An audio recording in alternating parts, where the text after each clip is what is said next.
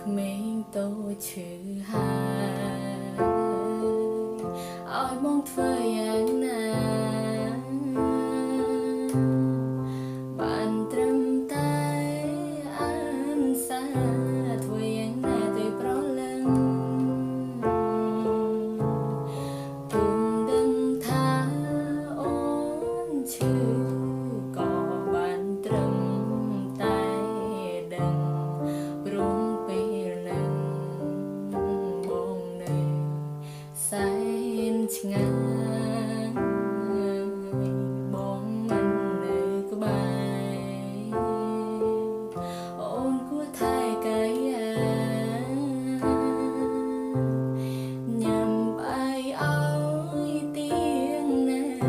ថែរក្សាខ្លួនផងបើសិនអូនទុំនេមេនឹកដល់បងផងព្រោះបងនឹកអូនគ្រប់វេលាទោះបីបងនៅឃ្លាតឆ្ងាយកាយតែឆោមឆាយជឿបងណាអូនបែងអូនមានតែស្ងួនម្នាក់ទេពីស្អីខំធ្វើការតួក្តីរងាសង្ឃឹមវេលា